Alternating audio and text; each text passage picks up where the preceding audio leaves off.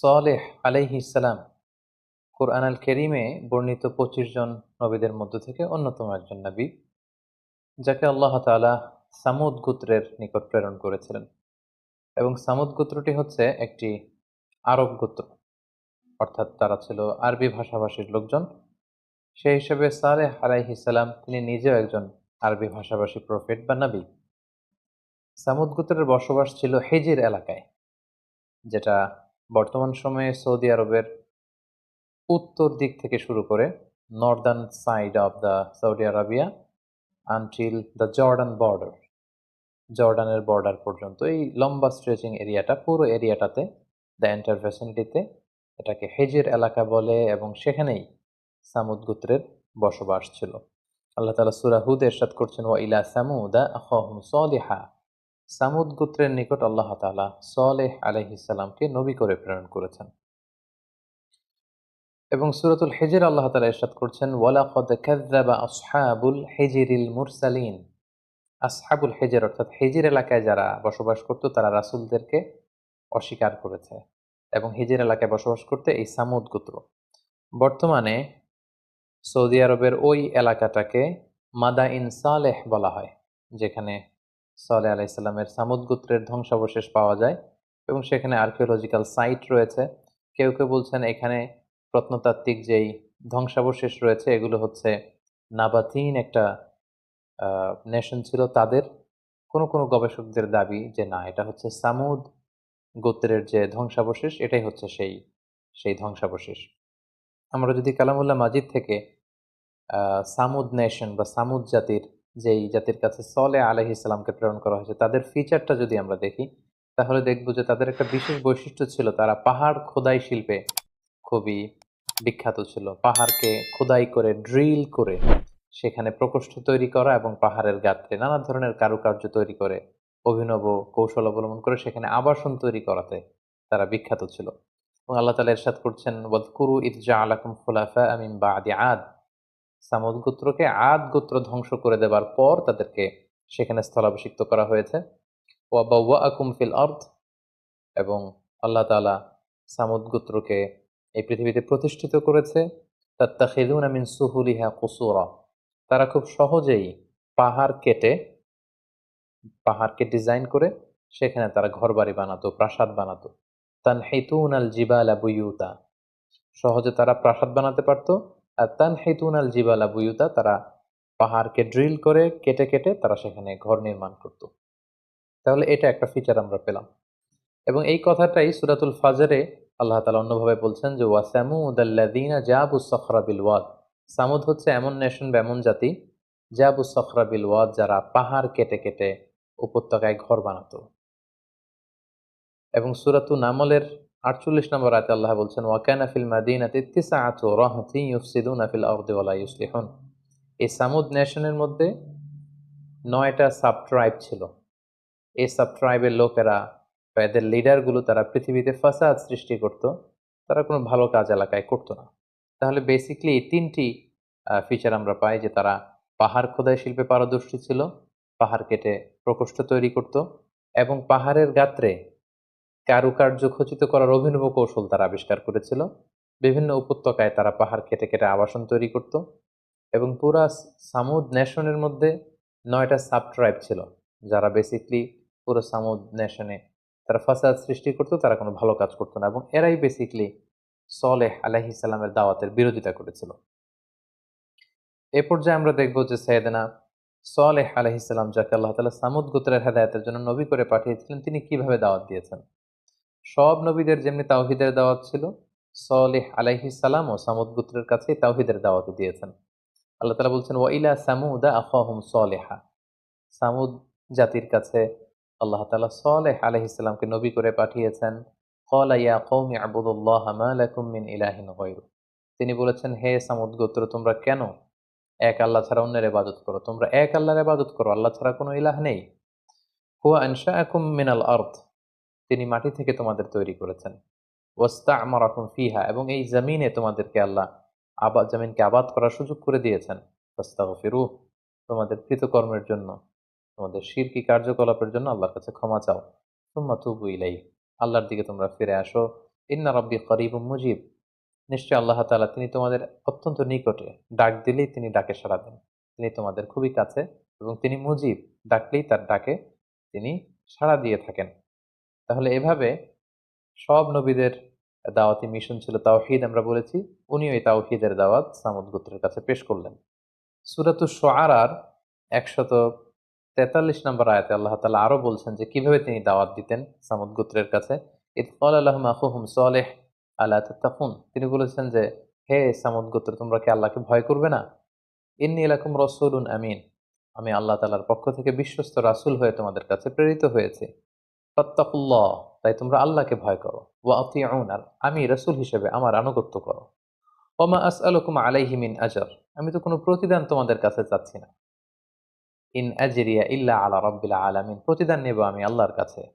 আতুতরাকুনা ফিমা হাহুনা আমিনিন, তোমরা কি ভাবছো এখন যে আরামায়েশে তোমরা আছো তোমরা এভাবেই থাকবে, কেউ তোমাদের পাকড়াও করতে পারবে না? ফি জান্নাতিন ওয়া উয়ুন, আল্লাহ তাআলা তোমাদেরকে অনেক বাগান দিয়েছেন, ঝর্ণা দিয়েছেন, নদী দিয়েছেন। ওয়া জুরু, এবং তিনি চাষযোগ্য অনেক জমি দিয়েছেন, ফসল তোমাদেরকে দিয়েছেন।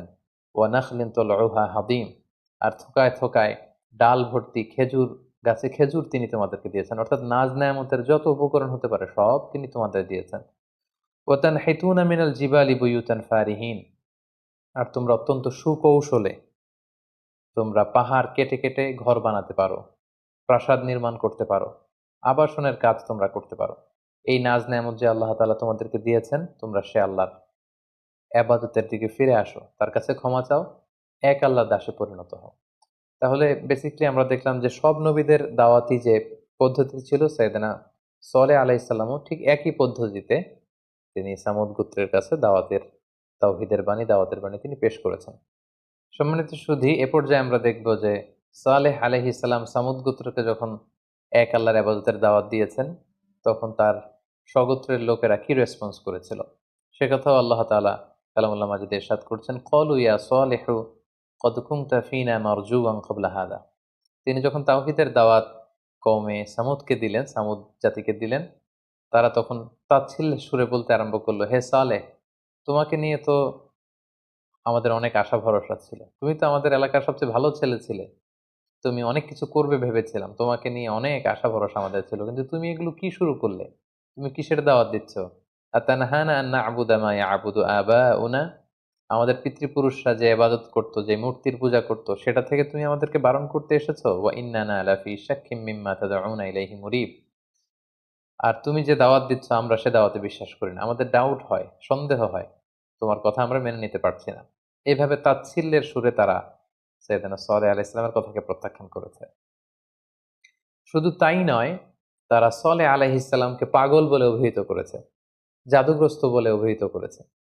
ক্বালু ইন্নামা আনতা মিনাল মুসাহহারিন, হে সালেহ, আমার মনে হয় যে তুমি জাদুগ্রস্ত, কেউ তোমাকে ব্ল্যাক ম্যাজিক করেছে, জাদু করেছে, আর জাদুর প্রভাবে তুমি আবুল তাবুল বকছো।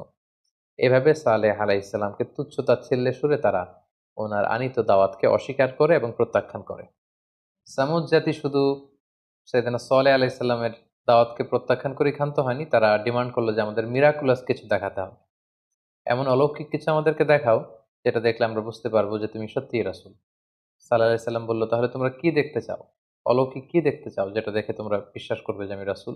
তারা বলল, আমাদের যে পাহাড় বেষ্টিত এলাকা, এই পাহাড়ের ভেতর থেকে একটা ১০ মাসের গর্ভবতী উটনী, মানে উট বের করে আনতে হবে, এবং এই উট বের হওয়ার পরপরই উট বাচ্চা প্রসব করবে, সাথে সাথে উট দুধ দিতে আরম্ভ করবে। আমরা সেই দুধ খাওয়ার পরে বুঝতে পারবো যে আসলে এটা আল্লাহর পাঠানো মুআজিজা, সত্যিকারের উট, এবং তুমি সত্যিকারের রাসূল।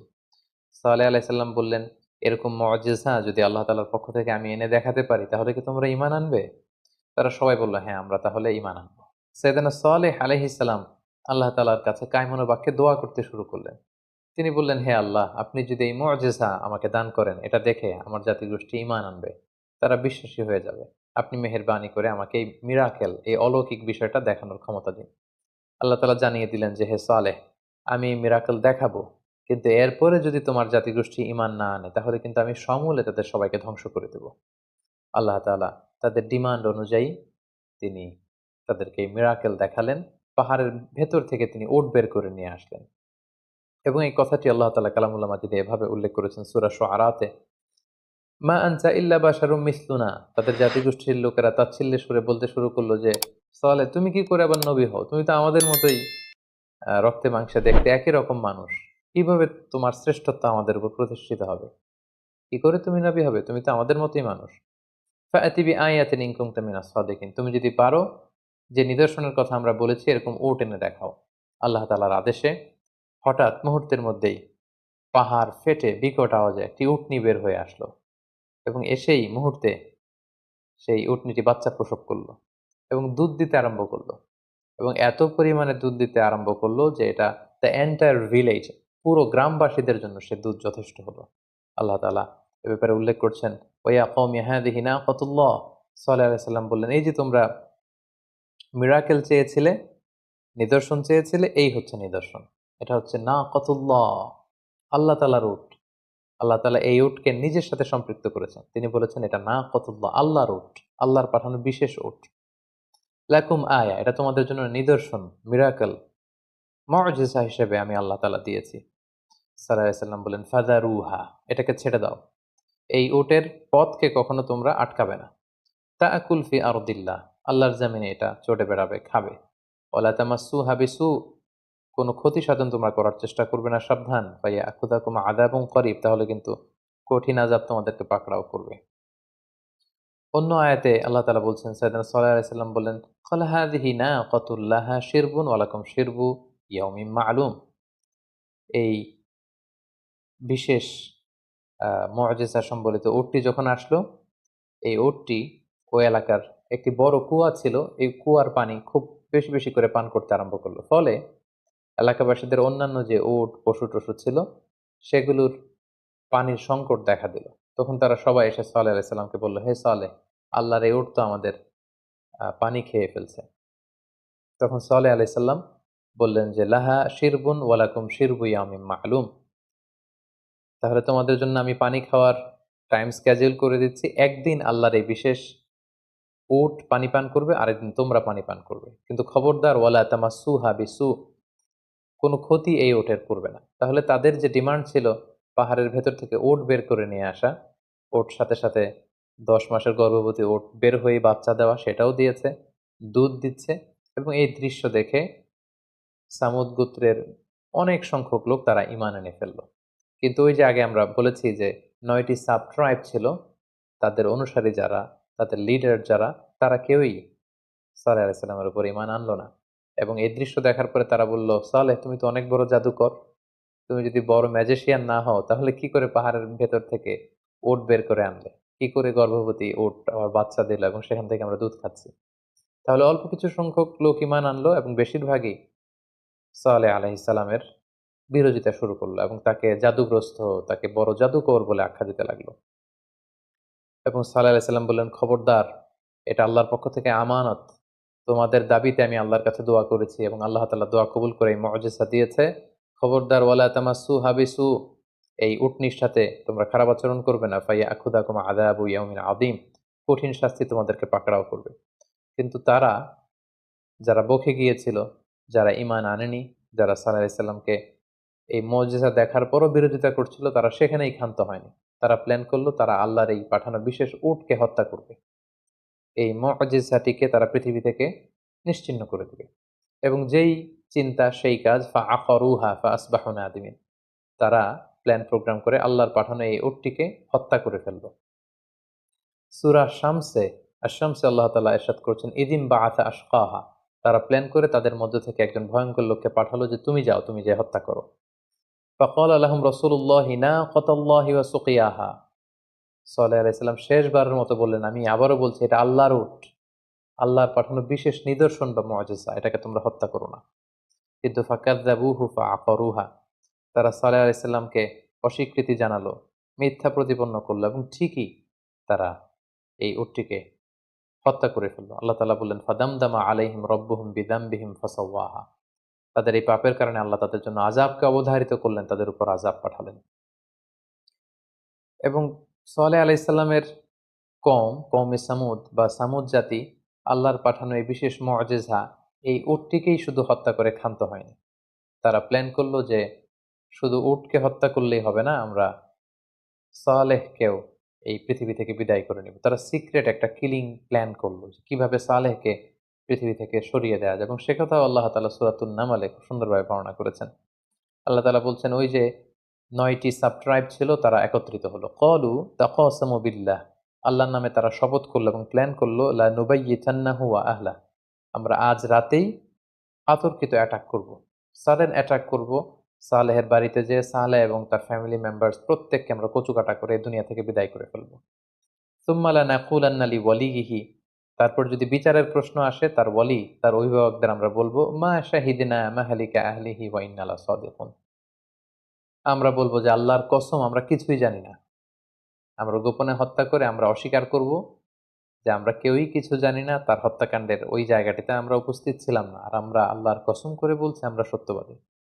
আল্লাহ তাআলা বলছেন, ওয়া মাকারু মাকরা, তারা কৌশল করে, ওয়া মাকারনা মাকরা, আমি নিজেও আল্লাহ কৌশল করি, আর আমার কৌশল যে কতটা ভয়ঙ্কর, আমার কৌশল যে কিভাবে বাস্তবায়িত হবে তারা সেটা কল্পনাও করতে পারে না। এবং তাদের প্ল্যান অনুযায়ী ওই রাতে তারা সালেহ আলাইহিস সালামকে অ্যাটাক করবে বলে আগাতে লাগলো। এবং আল্লাহ তাআলা তিনি সিদ্ধান্ত নিলেন যে তাদের অবাধ্যতা এতবার বেড়েছে যে তাদেরকে সামুদ গোত্রকে আল্লাহ তাআলা ধ্বংস করে দিবেন। তিনি সালেহ আলাইহিস সালামকে বললেন, হে সালেহ, তুমি ইমানদারদেরকে নিয়ে নিরাপদ জায়গায় সেফ জোনে চলে যাও, আমি এমন ভয়ঙ্কর আযাব এই সামুদ জাতির উপর পাঠাবো, পুরো জাতি, দ্য এন্টায়ার নেশন, তারা ধ্বংস হয়ে যাবে, নাস্তানাবুদ হয়ে যাবে। কি আযাব আল্লাহ তাআলা পাঠালেন আমরা যদি কোরআনের দিকে তাকাই তাহলে দেখব।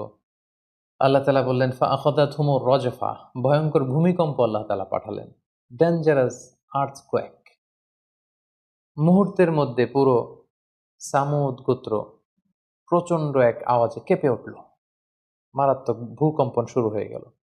ফাআসবাহু ফি দারিহিম জাসিমিন, এবং প্রচন্ড ভূমিকম্পে তারা যে যেখানে ছিল তাদের প্রত্যেকের ঘরে উপুর হয়ে পড়ে গেল।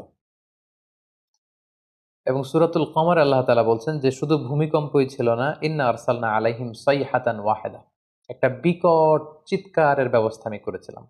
আল্লাহ তাআলা সাইয়েদনা জিবরাইল আলাইহিস সালামকে বললেন, যাও তুমি সামুদ গোত্রের ওখানে যাও, তারা সালেহকে অস্বীকার করেছে, আমার পাঠানো মুআজিজা উটকে হত্যা করেছে, এবং সালেহকে তার পুরো পরিবার সাথে একসাথে হত্যা করার প্ল্যান তারা করেছে, তাদের আর বেঁচে থাকবার কোনো অধিকার নেই। তুমি সামুদ গোত্রের ওখানে যে প্রচন্ড একটা চিৎকার দাও, তোমার প্রচন্ড চিৎকারের আওয়াজে সামুদ গোত্রের প্রতিটি মুশরিক যেন কানের পর্দা ফেটে ওখানেই লাশ হয়ে পড়ে যায়। এবং আল্লাহ তাআলার এই আদেশের সাথে সাথে আল্লাহ বললেন, ইন্না আরসালনা আলাইহিম সাইহাতান ওয়াহিদা, একটা চিৎকার, একটা প্রচন্ড সাউন্ড ওয়েভ, একটা প্রচন্ড বিকট আওয়াজ এবং শব্দ তরঙ্গের সৃষ্টি আমি করেছি সেই সামুদ গোত্রে। ওয়া কানু কাহাশিমিল মুহতাদির, পুরো জাতি সেখানে ভুলুণ্ঠিত হয়ে পড়ে খেয়ে ফেলা ভুসির মতো, তৃণলতার মতো ভুসির মতো তারা হয়ে গেল।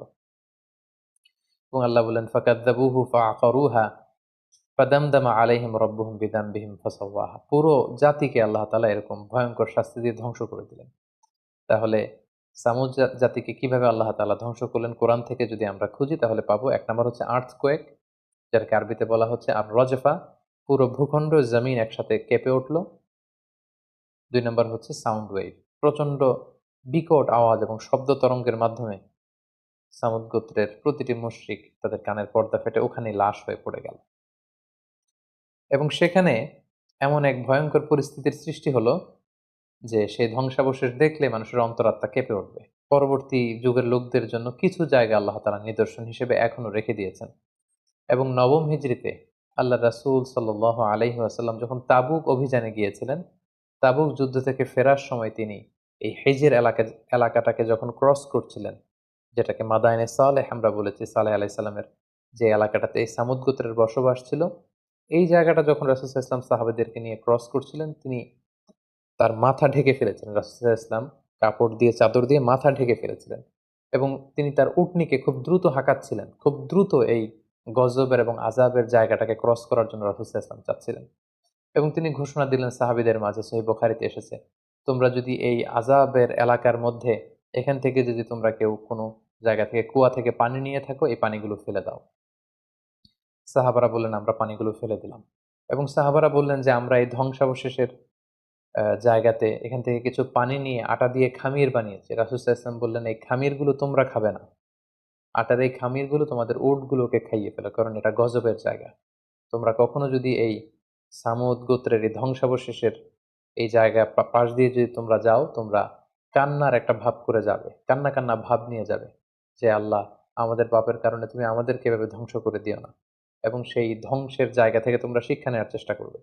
এবং রাসূল সাল্লাল্লাহু আলাইহি ওয়াসাল্লাম বললেন, তোমরা সেই পানিগুলো ফেলে দাও, ওটের যেই আটা দিয়ে তোমরা খামির তৈরি করেছো এগুলো নিজেরা না খেয়ে উটগুলোকে খাওয়াও।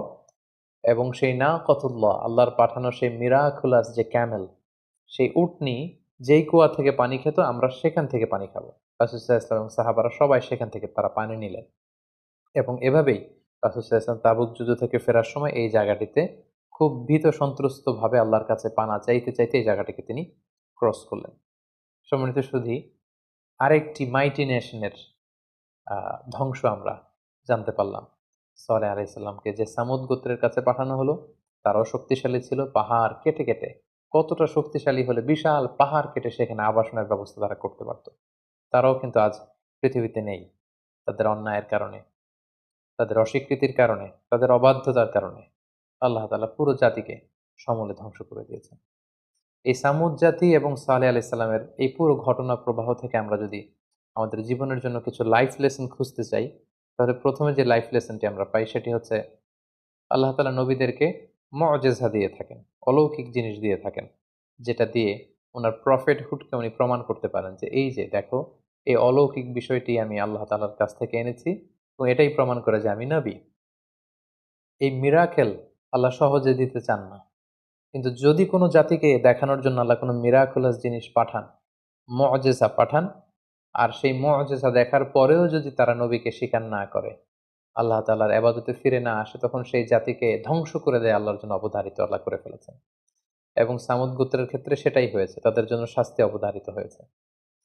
২ নাম্বার যে শিক্ষাটা আমরা পাই, তাদের অবাধ্যতা এবং ঔদ্ধত্য এতটা মাত্রা ছাড়িয়েছে যে গজব তাদের জন্য অবধারিত হয়েছে। তারা শুধুমাত্র শিরক করেই ক্ষান্ত হয়নি। আমরা যদি পুরো সামুদ জাতির অ্যাটিটিউড নিয়ে অ্যানালাইসিস করি, তাহলে দেখব তারা কেবল শিরক করেই ক্ষান্ত হয়নি। তারা কেবলমাত্র সালেহ আলাইহিস সালামের দাওয়াতকেই প্রত্যাখ্যান করেনি, তারা নবীর সাথে দেয়া প্রমিসকে ভঙ্গ করেছে। তাদের ডিমান্ডের কারণেই সালেহ আলাইহিস সালাম দোয়া করে এই উট নিয়ে এনেছিলেন। তারা প্রথম যে অন্যায়টি করেছে সেটা হচ্ছে সালেহ আলাইহিস সালামের সাথে কৃত ওয়াদা ভঙ্গ করেছে। তারা বলেছিল, তুমি যদি পাহাড় থেকে উট বের করে আনতে পারো, এটা দেখলে আমরা ঈমান আনবো। তারা ঈমান আনেনি। শুধু এখানেই ক্ষান্ত হয়নি, তারা আল্লাহর পাঠানো মুআজিজা এই উটনীকে হত্যা করেছে। শুধু সেটাই নয়, তারা সালেহ আলাইহিস সালামকে রাত্রিবেলা গোপনে হত্যার ষড়যন্ত্র করেছে। এজন্য তাদের উপর আযাব এবং গজব পাঠানো আল্লাহ অবধারিত করেছেন।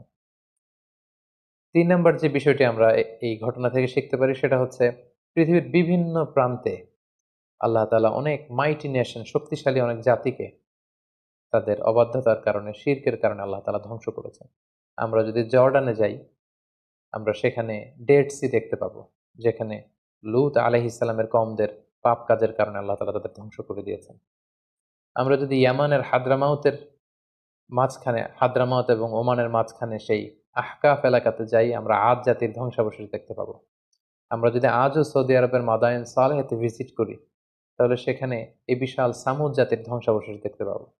এভাবে পৃথিবীতে বিভিন্ন জায়গায় আল্লাহ তাআলা আমাদের নিদর্শনের জন্য এই পাপাচারীদের অনেক ধ্বংসাবশেষ রেখে দিয়েছেন এবং তিনি আমাদেরকে আদেশ করেছেন, ফাসিরু ফিল আরদি ফানজুরু কাইফা কানা আকিবাতুল মুকাজ্জিবিন।